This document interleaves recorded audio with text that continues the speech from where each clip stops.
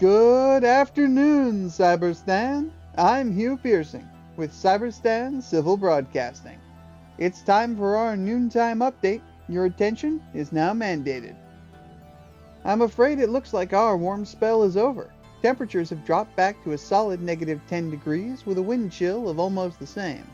Remember to dress warm if moving beyond the habitats, and don't be afraid to grab a break time liver tea on your way out to lunch. To help offset those chilly temperatures, I'm happy to say we've got some good news for you today. Triumph on Tien Quan! With a luckily timed maneuver, the automaton menace was temporarily poised to snatch our sister Foundry world out from the loving arms of Super Earth governance. Fortunately, a swift response from Helldivers from all over the galaxy didn't just halt the invasion, but sent the bots reeling right back into the reaches of deep space.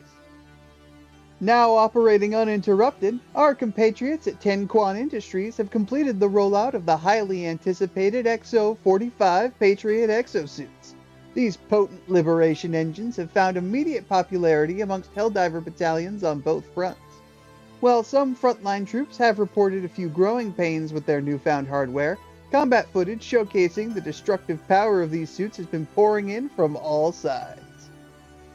The good news continues on the bug front. The long-awaited Terminated Control System is beginning its activation cycle across 4 formerly contested planets within the Umlaut sector. SEAF forces and a small contingent of Helldivers from the Omega sector are currently on the ground working through the final stages. All 4 segments of the Terminated Control System are predicted to come online as expected, and the Terminated menace will soon be confined to the reaches of deep space. Our fellow citizens of the Galactic East will finally be able to sleep easy, free from the threat of a sudden bug invasion. In local news, Foundry 6 was closed this morning in celebration of their accomplishments last cycle. In response to the call for higher production output to assist Helldivers in rebuilding their fleet of super destroyers, Foundry 6 went above and beyond the call of duty. Managing a whopping 40% increase in output from last cycle, a representative of the Ministry of Defense arrived in person to congratulate the team and pay her respects to the proud citizens who put their lives on the line to help sustain the war effort. It was at this ceremony that she announced that Foundry 6 was to undergo a production overhaul. In recognition for their efforts and to reward their patriotism, Foundry 6 is being retooled to produce ammunition for the new XO-45 battlesuits, and all workers within will enjoy a brief vacation period while the reconstruction is underway. In a small speech, the Foundry's foreman, George Plattner, thanked his workers and the Ministry of Defense for their work in protecting our way of life. To quote the man himself, "In our democracy, everyone has their part to play. The brave men and women of the Helldivers and the SEAF, they put themselves on the line for us every day. It's only fair we do the same for them.